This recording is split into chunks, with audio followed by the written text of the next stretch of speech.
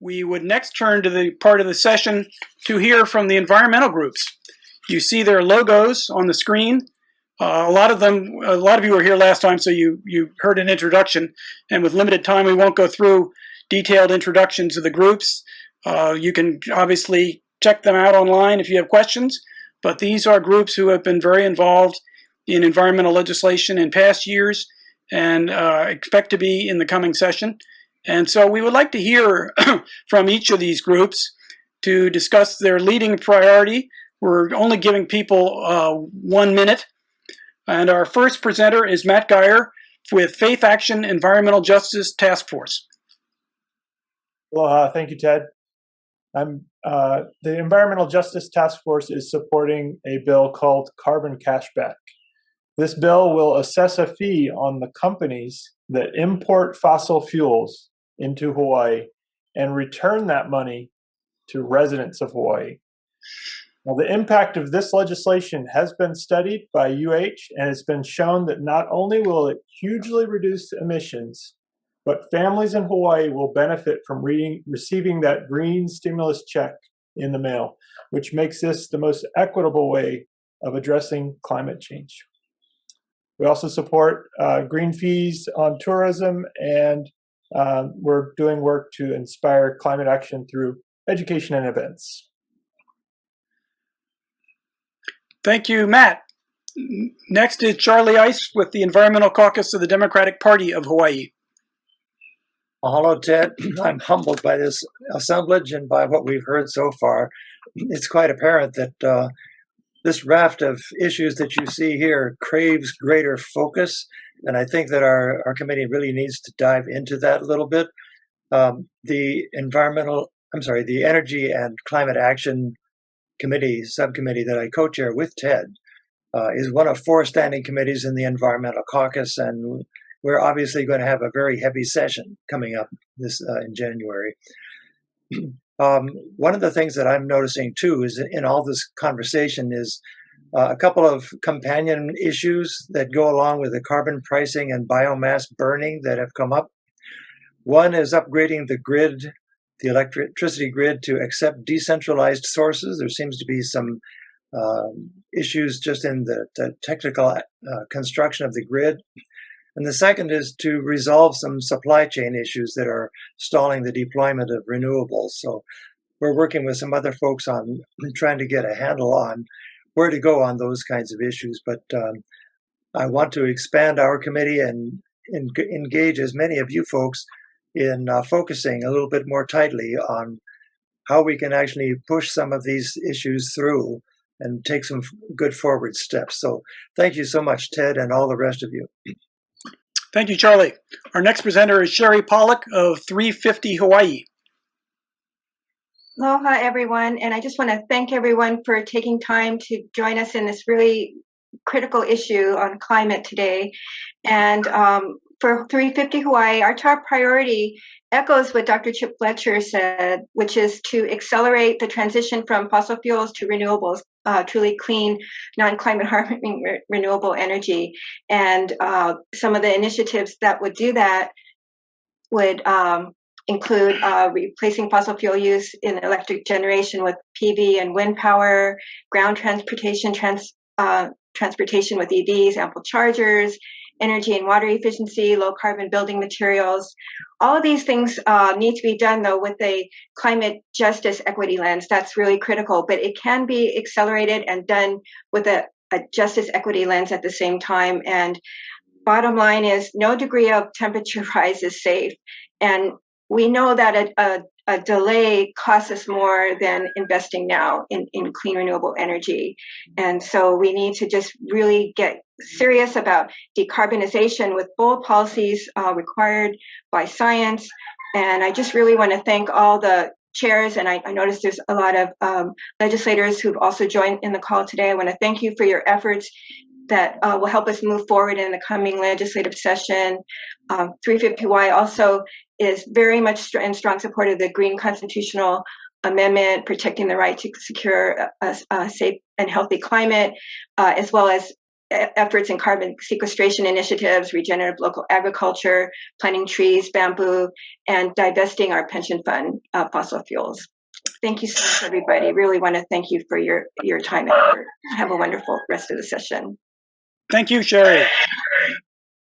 And our next is Tyler Levine of the Hawaii Youth Climate Coalition. Tyler. Aloha, thank you for handing it off. I'll make this quick. So basically the Hawaii Youth Climate Coalition's mission is just to help shape a just, equitable, and climate resilient future for our communities here in Hawaii. We have 3 priorities that you can see on your screen, shaped completely by local youth, one being climate justice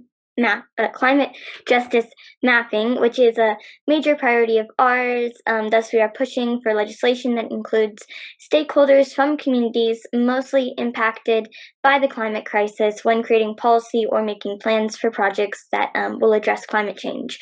We also urge for a state-level, community-driven climate action plan, similar to the Honolulu Climate Action Plan passed last session, that includes a list of programs and policies, as well as actions and initiatives to reduce greenhouse gas emissions statewide.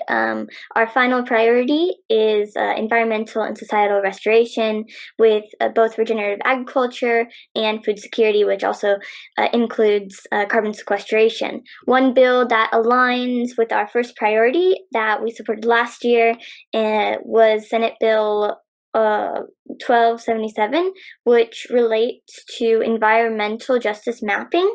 If passed, this bill would establish the environmental justice mapping task force that would produce high quality data relating to environmental justice concerns. It would also identify communities that are, at the forefront of that climate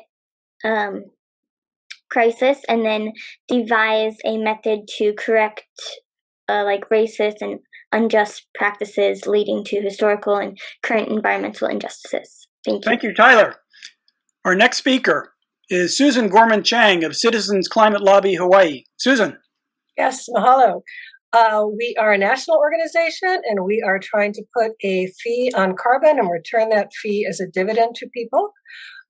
We feel this will reduce emissions, get us closer to net zero, make clean energy more affordable in relation to fossil fuel by making fossil fuel more expensive, save lives by decreasing pollution and emissions. And again, the social justice aspect of it is that we're putting money in people's pockets, which is the dividend from the fossil fuel fee put on corporations to ease that transition. Mahalo. Thank you, Susan. Our next speaker is Karaoba of the Climate Protectors Hawaii. Kara. Hi. So Climate Protectors Hawaii supports the Green Constitutional Amendment, which Senator Gabbard mentioned earlier, but we'll go through it again. So the Green Constitutional Amendment would serve present and future generations in Hawaii by recognizing and protecting as basic rights clean water and air, healthy ecosystems, including the climate and the cultural qualities of the environment. So currently, the Hawaii Constitution only protects environmental rights as provided by law. This protection is insufficient where state law or agency enforcement are inadequate. So this amendment, if approved by voters in a referendum, would elevate environmental rights to that of basic rights like free speech and peaceful assembly.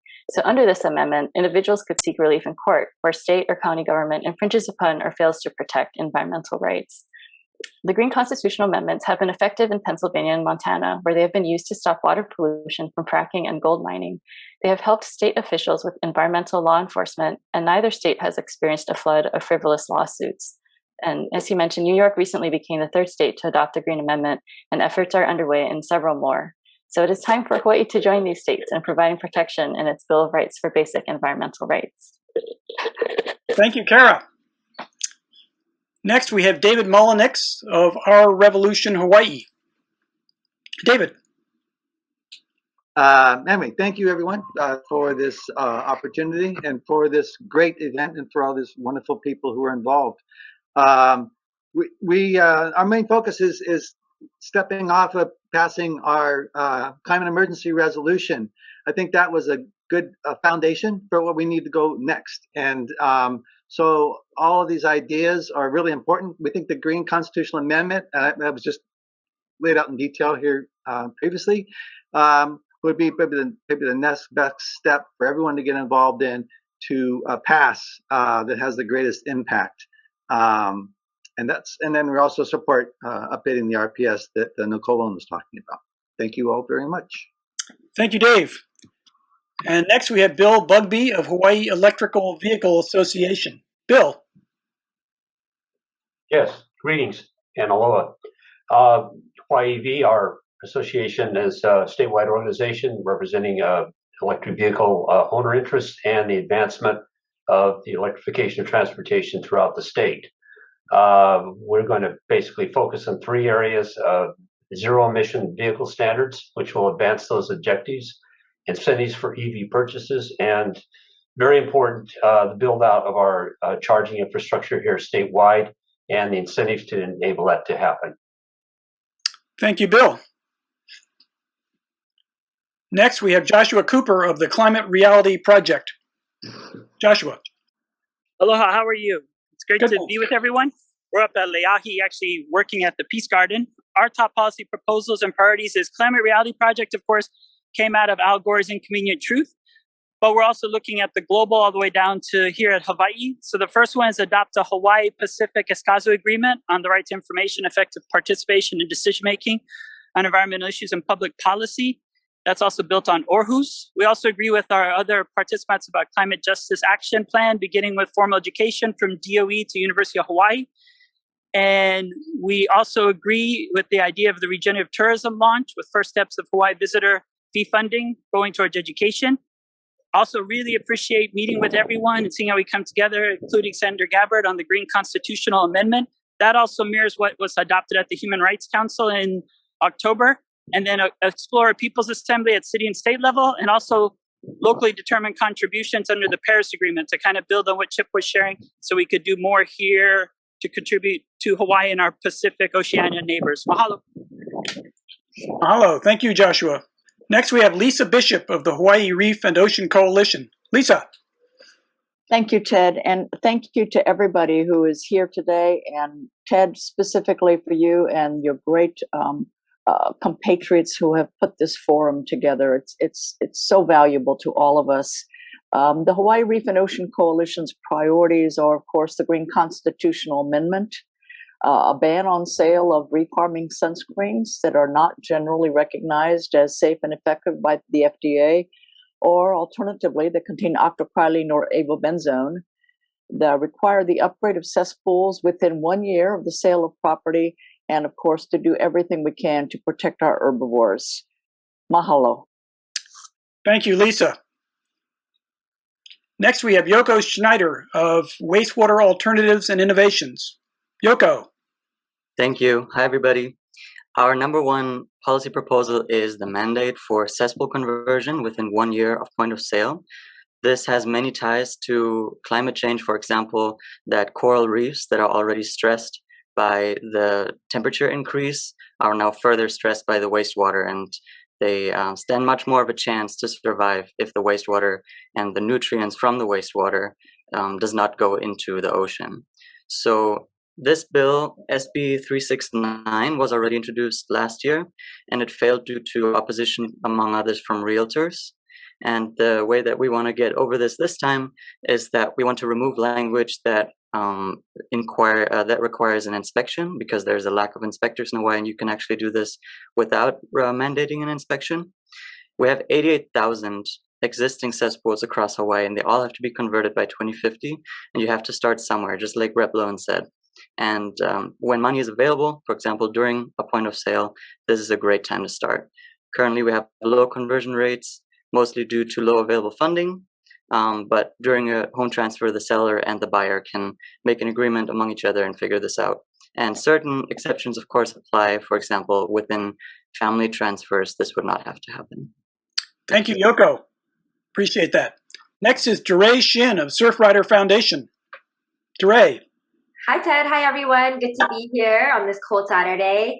I'm really glad to hear that the visitor green fee was mentioned by all of our awesome legislators. So essentially, the goal is to establish a $50 per visitor fee, which would raise hundreds of millions of dollars for conservation and sustainability efforts across the state, and allow us to mitigate climate change effectively, while also creating thousands of good paying jobs. So I will put in the chat the website for this. It's HawaiiGreenFee.org, and there's also an Instagram page that's fairly active, just for you all to follow. And the mechanism that we're leading towards right now is creating an environmental permit or license through the DLNR that would be required for any visitor that intends to visit a beach or trail or park. Thank you, DeRay. Next up, we have Inga Gibson of For the Fishes. Inga. Aloha, Ted. Aloha, Mike Kako. Thank you for the opportunity. First, want to thank Representative Lowen and Senator Gabbard for their continued support of our priority legislation. SB 344 and HB 1084 would end the destructive aquarium pet trade. As many have said, we all realize the impacts of climate change on our reefs and the potential for increased storms over the next few decades, as Chip mentioned, and with that, of course, flooding. Protecting our coral reefs from the non-essential aquarium pet trade is so important. We've said herbivores a number of times. 95% of the animals taken for the trade are herbivores. They're so important. And this really is a climate justice issue, because if you think about it, the benefit of these animals being removed en masse from our reef really just benefits the mainland and international folks. There's no local benefit to the people of Hawaii. It's basically a trade that is a luxury trade, and it's unlike some of the other initiatives that are so critical. There's no cost to implement this. There's only a few folks that are seeking to restart collection. However, this would save the state hundreds of thousands of dollars because of the cost to try to regulate this trade. The other initiative that we're supporting, as Representative Tarnas mentioned, is increasing penalties for aquatic resource violations, because we have seen so much poaching regarding the around the aquarium trade, and I need to really take every step we can to prevent further poaching of our publicly held natural resources. So thank you for the fishes for more information, and hope that you all will join us on this campaign. Mahalo. Thank you, Inga.